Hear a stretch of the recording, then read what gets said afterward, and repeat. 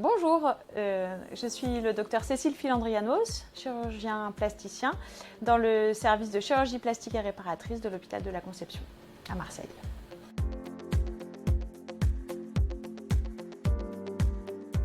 Alors il y a deux types de reconstruction mammaire. Il y a la reconstruction mammaire immédiate qu'on fait en même temps que la mastectomie pour traiter le cancer du sein.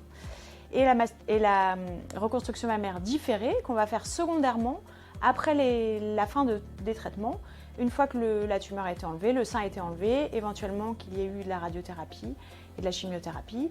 Et en général, elle débute 1 an après la fin des traitements.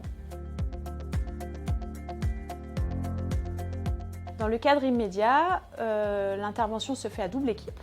L'équipe de gynécologie qui va s'occuper de retirer la tumeur et la glande mammaire, éventuellement de faire un geste sur les ganglions du même côté, en général les ganglions axillaires, et l'équipe de chirurgie plastique qui, dans la grande majorité des cas, se déplace dans le bloc opératoire de gynécologie pour réaliser la reconstruction.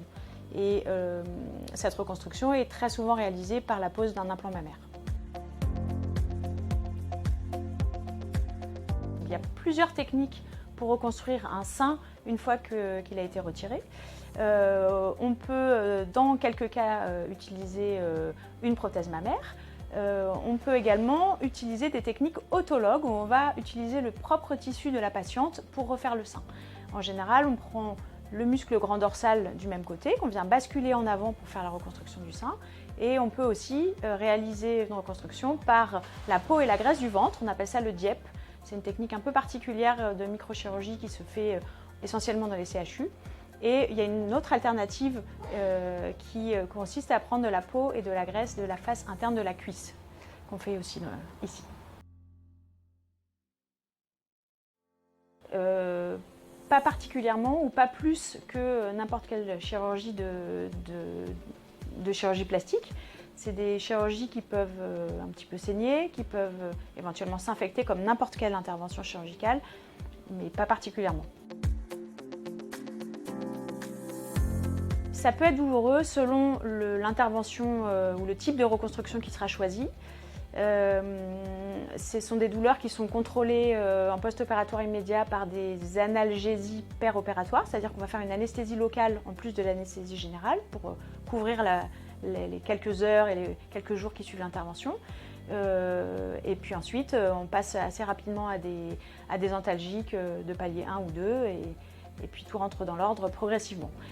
Ça va beaucoup dépendre du type de chirurgie, ça va beaucoup dépendre des patientes. C'est très variable d'une patiente à l'autre. Il y a des contre-indications. Les contre-indications vont être tout ce qui risque de faire saigner exagérément, tout ce qui risque de faire mal cicatriser, tout ce qui risque de faire que la reconstruction sera pas jolie. Donc concrètement, ça va être une obésité, ça va être un tabagisme actif, ça va être une hypertension, un diabète non contrôlé, tous les facteurs de risque habituels de complications de chirurgie. La radiothérapie peut être une contre-indication de reconstruction par prothèse. Peut être, c'est pas si simple, mais on a quasiment toujours une solution.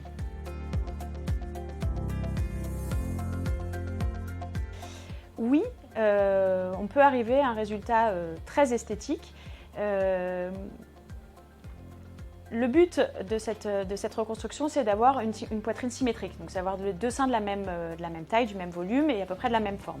Donc on va opérer à plusieurs reprises la poitrine, la reconstruction du côté qui a été malade, et on va adapter le sein contralatéral pour lui faire se ressembler. Et on peut faire des retouches de façon à ce que le résultat soit le plus harmonieux possible.